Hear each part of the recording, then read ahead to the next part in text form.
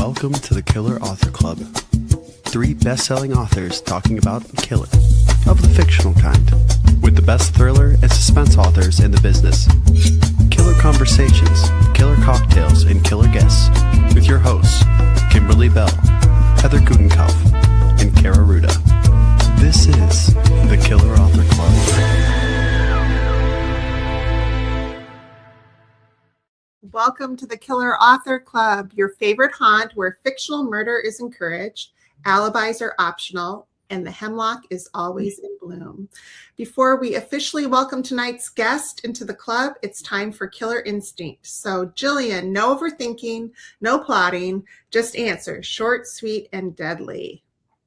All right, trust your instincts or trust the evidence? My instincts. Call the police or handle it yourself? I would probably call the police. Unknown caller or unexpected knock at the door? Unknown caller, for sure. For sure. Road trip partner would be a detective or a true crime podcaster? A detective. That's a hard one. They'd both be amazing. Lose your phone or lose the last chapter of your manuscript? Last chapter of my manuscript. 100 missed calls or 1 voicemail that starts with "Don't panic"? Voicemail, just about. What's harder, solving a murder or changing a tire? Changing a tire, I would say. Have your search history published or your first draft published? Oof, first draft. Might get arrested for the search history. Yeah, exactly. Oh my goodness. So Gillian, you survived the first test, but wait until you see what we have in store for you. I'm Killer Heather Gutenkopf. I'm Killer Gillian. Sorry. I thought one of the others was going to go. That's perfect. I'm Killer Kara Ruda. And I'm Killer Kimberly Bell. And everything we mentioned tonight, from giveaways to bonus podcast content to future guests, can be found at killerauthor.club.com or on our social media. Now let's get to the killing. Now, Kara, do you want to do the honors and introduce our killer guest? I would be happy to. We're so glad you're here. Tonight's show features a devious and dangerous killer. Gillian McAllister is the New York Times bestselling author of Reese's Book Club pick, Wrong Place, Wrong Time, the Richard and Judy Book Club pick, That Night, and the Read with Jenna Book Club pick, Caller Unknown, along with many others. She lives in Birmingham, England, and is also the creator and co-host of the popular Honest Authors podcast. So, Gillian, give us your best elevator pitch. Why should readers clear space in their beach bag for Caller Unknown this summer? You should read Caller Unknown this summer if you're the kind of person who, if your daughter is kidnapped and a ransom sent, you decide to deal directly with the kidnappers and do everything they say. Scary. So good. Yeah. So you guys, it's such a great book. We'll be answering questions in the comments and we'll be watching for great ones throughout the show. But first, Kimberly, what are we drinking? So tonight's drink is a mocktail margarita. Yum. Gillian, please tell us why you've chosen this as your drink tonight. Well, I'm not a drinker, so it's a mocktail, but somebody in my predecessor novel, Famous Last Words, has a margarita regularly throughout the manuscript, so that's why it sprung to mind. Love it. That was a great book too. Oh, thank you. Yes.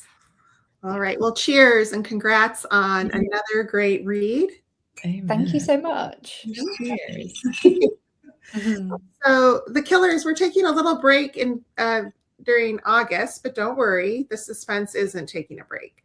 Starting next week, we'll be revisiting some of your favorite killer conversations on social media, beginning with fan favorite episodes featuring Geneva Rose and Robin Harding. Throughout August, keep an eye on our feeds for encore episodes that had readers showing up in droves, along with a few killer surprises along the way. Then in September, we're back with a lineup packed with incredible guests, including Charles Donnelly, Eric LaSalle, Tess Gerritsen, and Lisa Foley, and many more. Until then, you know where to find us. We are never too far from the scene of the crime. But tonight, it's all about Caller Unknown, and here's what some of Gillian McAllister's early reviewers had to say about the book. Karen Slaughter calls it tense, twisty, and an emotional gut punch, a one-sitting read.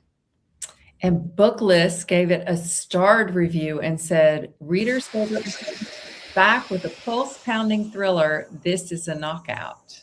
So impressive. So Gillian, we need to know the answer to this question. We are just dying to find out. And that question is, why do you kill? Well, within a manuscript, I never like to kill for like a spurious reason. So if my characters kill, it is always, I hope, where the reader can put themselves in their shoes. And even if they wouldn't do the same, they do understand it. So people don't kill for silly reasons in my book. And that's one of the rules I have with myself, that you can't just go mad and kill someone, or kill someone for revenge, or because you're angry in the moment. Like, it has to be like more grounded in reality than that for me. So they're thoughtful killings. Yes, exactly. Well thought out killings. I love it. Yes. Well, this was an incredible premise that just grabbed me from the beginning. Where did the spark come from for this one? I think it came from, I mean, recently in my fiction, in Famous Last Words and this one, and I do tend to write in kind of phases. I've been taking like really big action thriller kind of tropes and applying them to like a female lens. So in Famous Last Words, I took a siege where, you know, there was a big hostage negotiation, and I made it about a marriage. And in Caller Unknown, I took a ransom, which, you know, the subject of so many movies. But I tried to make it like applicable to a mother, rather than kind of the normal, you know, banknotes in swag bags and all of that. Like, I wanted it to be a really grounded kind of blow by blow account of a mother receiving a ransom and kind of learning how maybe she's the most dangerous person in the room because she would do anything to get her daughter back. It works really well. Okay, in the opening, Simone reflects on the idea that children are only ever on loan to you. Did that concept become one of the book's central themes as you wrote? Definitely. And, you know, Caller Unknown, like, it's a hard novel to talk about without spoiling it because there's quite a big twist early on. But really, it kind of became an analogy for the journey that parents go on, where you have to let your child go when they become an adult. And that, you know, that being kind of the point of parenthood.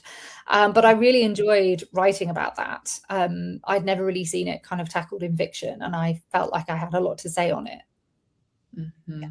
Yeah. You did a great job. Yeah. Thank you. And Heather mentioned, you know, that the story opens with like this, well, you know, most kidnapping thrillers begin with a demand for money, right? But yours wasn't necessarily demand for money. But what interested you about a kidnapper who wants something far more complicated than just ransom payment? Yeah, I think when I started to kind of flesh out this plot, I thought, isn't it really interesting that a parent would do anything? And suddenly loads more scenarios bloomed into my mind that were more interesting than paying ransom and, you know, liquidating cash. Like, she does some of that because she expects to be ransomed, but actually what they want her to do is kind of way worse. And I had a lot of fun with thinking of like kind of one of the most abhorrent things you could do and one of the scariest for a lay person to kind of achieve. Yeah, definitely. Yeah, for sure. So did writing this novel kind of change that line for you of what you might do? What line you would draw in the sand as a mother? for justice or morality. Did that change as you wrote, or did you kind of already know how you would have handled this particular situation without giving? I don't really know how I would handle it now. I don't know if anyone really does. Mhm. You kind of just write the things that you hope would never happen to you, don't you? But I did really enjoy exploring, the different ways that men and women love their children and the kind of complexity of that. And I think in a way I was kind of learning myself what I thought about that and kind of stress testing it almost by thinking about what Simone's husband thinks about their child too, and kind of looking at it from that angle as well. Yeah. It would make for such a great book club discussion. Yes. There's just so many avenues that people can take in talking about this book, which makes it extra fun. And I think if it's a book club full of mothers, they would all have very strong opinions. Yes. Yeah, and reviewers do have strong opinions of it too. Like it's quite interesting to read the reviews. Some people would never do what she did. Some people kind of wither all the way. Mm-hmm. Interesting. Do you read all your reviews? Is that a normal thing that you do? It used to be. I do have too many these days to read, but I get a consensus for sure. And I completely understand the impulse not to read reviews. And, your mileage may vary because, some people just don't want to know, but I do get a consensus. And I definitely use that as my learning going forward. So you apply like whatever the consensus is when you're sitting down for your next novel? Yeah, and I think do I agree with it? Do I think it's fair enough? And, I think the skill set of wanting what you want to do as a writer versus what your reader wants you to do next, they are different things. And I think you can definitely read a work in progress and kind of reflect on that. Yeah. So are you a pantser or a plotter?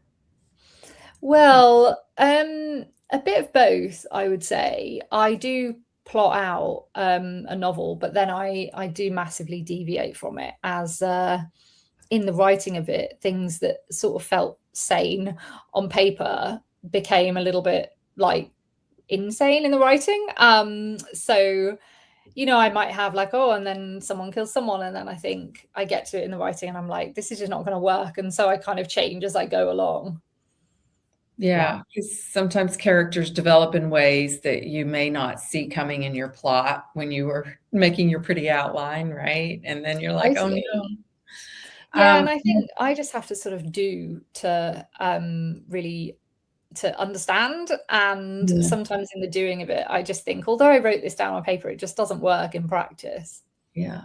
And I've seen your social media posts. You've posted about like how when you reach the end of a book or an end of a draft, how you like pick it apart and kind of rework it. And that's fascinating to me.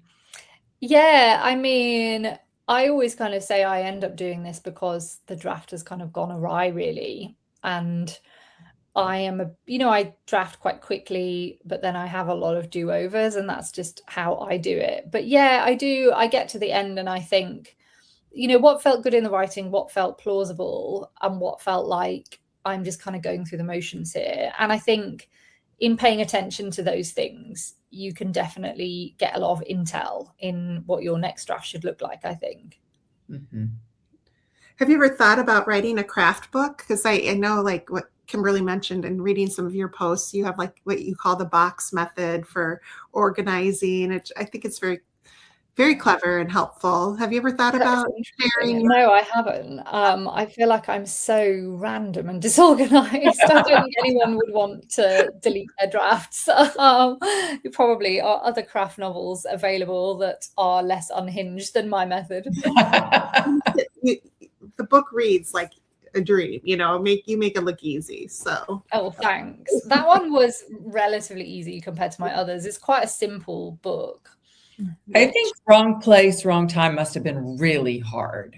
No, not at all. Everyone says that. It was the easiest book I've ever read, ever written. Really? Yeah, it was completely almost without thought, which is mad. I know, nobody ever believes me. How does that happen? I think it was because it's actually quite a logical book. She goes back however many days And on each of them, she just has to find a linear piece of evidence. Like people always say it's non-linear, but she just finds, 20 things. So yeah, I think also because of the structure, I was forced to work it all out in advance because you can't just feel your way through a plot like that. But yeah, Wrong Place, Wrong Time is the only book I've ever written where I didn't delete the draft. Wow. So I know it kind of makes no sense really, because it is an intricate novel. You delete a whole draft and start over sometimes? Yeah, on all of my other novels, I've deleted my first draft. Yes. Like literally deleted it? Yeah.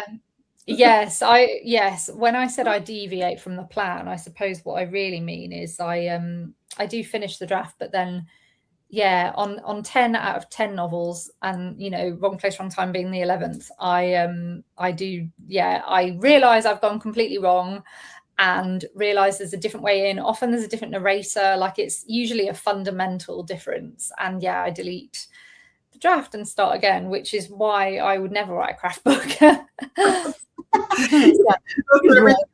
Delete. It breaks my heart for your I know draft. I know it doesn't work for everyone, but I do also produce a draft in like 8 weeks, so wow, it's kind of it is unhinged. Like I said, I would never recommend it as a method. But like a real full first draft, like 80,000 words? Yeah. What? Yeah, like I think to produce 100,000 word novel, I probably write 500,000 words. Like I have repeated do-overs, and even my third draft I'm ripping it apart still. I do it by trial and error, which is not at all a sensible. You don't paint a whole room brown and then realize you don't like the color, do you? But that is essentially what I do in writing a book, unfortunately. Wow. Yeah, I don't think a craft book is up here. No, exactly. It's extremely inefficient. Works. Yeah, it works for you. Well, does it work? I don't know. I'm always very stressed, and I must have actually written 100 novels for the amount of novels I've actually produced and deleted. But that's the thing, right? Every author has to find the method that works for them, and it's always different. And if it works, it works. Yeah. If what you need to birth a story, then. Yeah, totally. And in a way, it's, it would be easier to kind of be like, oh no, I've written this first draft, so I'm just going to change things that are less structural. But if I have a thought of like, actually, this would be better. Damien narrated Caller Unknown. It was a completely different book. And as soon as I thought, actually, I want this to be about a mother, I felt obligated to my readership to then have a do-over. Wow. Yeah, I know. You're speechless. I've ruined the streaming session with my personality. Yeah. Thank you all for coming. We're out. We're kidding. When you do write and delete, you still carry that with you. You still carry that part of that story, and you get to know the characters. Right? So you can. Yeah. It's a different way. And people think that I delete it. Like someone on Reddit was talking about this, and they were like, what Gillian doesn't say is she's got a really good memory, which is true, but nothing from the first draft belongs in the second draft because often the hook is different. Usually the narrator is different. Sometimes I narrate from a completely different time period. So I have learned lessons in the first draft, and I kind of use that to kind of aim the arrow more accurately on the second draft, but not a single sentence makes it from one to the other. Wow. This is very demoralizing actually, because I'm currently writing a first draft and I'm under the delusion that it won't happen this time, but I think that it probably will. But the first draft, is that the fun draft, or are they all fun? What's your favorite part? I do like this part because I have a lot of time, and anything that works in the first draft for me is kind of a bonus. And I kind of like having a designated word count that I just have to hit and then stop work for the day. later on it kind of gets a bit more serious, doesn't it? So I do quite like this phase, although I'm usually editing in tandem, which is, you know how it is. It's kind of stressful, isn't it? Yeah. Right. And there is something to be said about like being in that world that's like very all encompassing. And so 8 weeks of like just thinking, living, breathing that story. Kara does that. I cannot. I love like it. pounding it out. I actually know another one of my author friends does that too. And it's like you go into like this trance almost. Yeah, although I do that all year because I then get rid of it and I have to do it again and again. So I'm in this fugue state for 12 months of the year, unfortunately. Right. See, okay, again, that's the end of our show. No, I'm kidding. Yeah. We like writer, that's the message. That's so fun though. It's really it's so fascinating to me, like how different authors come to the same, like, I mean, here's a book, but how each author has such a different process. I think me kind of tinkering in macro is the same as an author who is going over and over the same sentence for a whole afternoon. Like, we're kind of doing the same thing. I just do it in big lots and they're doing it in little lots, like Lisa Jewell writes, a lower word count, but she just kind of does it quite slowly and then gets it right first time. Right. Which is, yeah, it is. That's what I would choose. I mean, me too. I don't know. I kind of like your process, even though it seems really daunting. I guess I kind of do that, but not for a whole draft. I keep hold of my draft and then work on it. But yeah. So crazy. All right. Well, you guys, it's that time. We're giving away 3 copies of Caller Unknown to lucky US viewers. Doesn't matter where you're watching. We scour the comments everywhere we stream, but please make sure to shout out where you're from when you answer this question. When the phone rings with an unknown number, do you answer yes or no? This is a very tough one. Is that even a question? I guess it is. Yeah. So anyway, so go ahead and just answer yes or no, and then tell us where you're from. The Killers are big fans of independent booksellers and want to send them all the support we can. Gillian has chosen the Poison Pen in Scottsdale, Arizona as her bookstore tonight, one of our favorites. Gillian, tell us why you love this bookstore so much.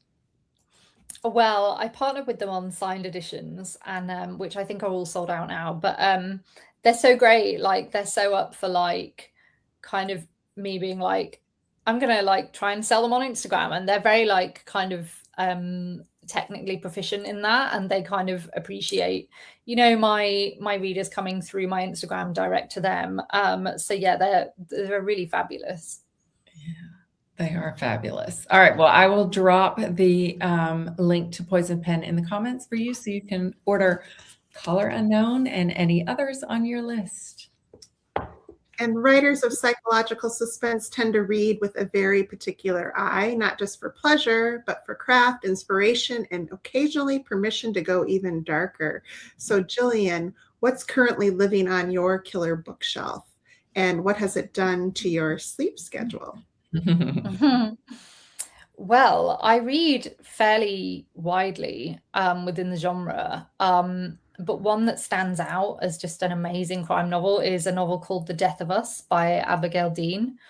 It's about the aftermath of a serial killer coming into a couple's home and what happens on that night. And years later, he's apprehended at trial, and the marriage has disintegrated. And it's about everything that happened after that night with kind of flashbacks to it. And it was just incredible, like so full of character and humanity. Like, I've never really read anything like it. That sounds great. I'm hooked. I'm going to check that one out. It was so good. Yeah. All right. And speaking of fabulous books, we have 2 new releases to celebrate tonight. First, we have Cloud Thief by Nathaniel Rich. Cloud Thief is a heist novel for a new era in which the most valuable things in life are virtual, privacy is a sick joke, and security is relative. Well, that's sad. After all is lost, what remains? Next, we have The Hope Keeper by Heather Webb. In this historical mystery, a young jeweler attempting to ferret out the truth about her brother's death is swept into a toxic friendship with the charismatic owner of the Hope Diamond. There you go. Nathaniel is giving away 3 copies of Cloud Thief, and Heather is giving away 2 copies of The Hope Keeper, all to U.S. viewers. If you want in, tell us where you're from in the comments and make sure to let us know which book interests you. And because we're all about shamelessly plugging our own murdery fun, don't miss the Killer's latest reads. That's right. Kara's got We Were Never Friends, a sorority reunion that takes a very, very dark turn. And speaking of deadly parties, Heather's serving up the perfect host, an over-the-top gender reveal party that explodes in more ways than one. And Kimberly's taking you on a deadly European getaway to the canals of Amsterdam in the expat affair. And we want to say a big thank you to Book Reporter for sharing the murdery love. Stay up to date on bookish news and events at bookreporter.com. Well, Gillian, we have great news for you. You have survived the Killer Author Club. Woo! Thank you. It was a close one. So tell us where our listeners and viewers can find you. You can find me on Instagram at Gillian M Author, and on Facebook, if you search Gillian McAllister Author, I'm there too. And tell us about your podcast. Yes, I have a podcast slightly on hold at the moment as our schedules just got so busy, but it's called The Honest Authors, and it purports to be the only podcast that pulls the curtain back onto traditionally published best-selling novelists actually talking about things within the industry, so like foreign rights and film and TV options and stuff like that. And we kind of aim to educate those up-and-coming authors who, are just starting out. Love it. Yeah, that sounds great. Amazing. All right. And that's a wrap on tonight's episode. Thanks for hanging out with us. Tonight's show drops Friday as a podcast with bonus content you won't hear here. Find the links to listen and download at killerauthorclub.com. And while you're there, sign up for our newsletter so you're the first to know about breaking news. Okay, and all of August long, we're going to be featuring replays of your favorite killers, plus tons of giveaways on Facebook and Instagram. So don't think we're not going to be here. We'll be here in spirit. Okay, and then we'll be back in full force on September 1st with Charles Donnelly and Behind Every Face. So for podcast, bonus content, merchandise, upcoming guests, and all things Killer Author Club, go to our website. And in the meantime, trust no one. Question everything. And keep turning pages. Good night. Thank you. Thanks, Gillian. That does it for tonight's show. Thank you for tuning in. If you'd like to catch our next show live, we're every other Tuesday night on Facebook, Instagram, and YouTube. For times, upcoming schedule, and to catch up on past episodes, visit us at killerauthorclub.com. Happy reading. Now get on out there and kill that TBR.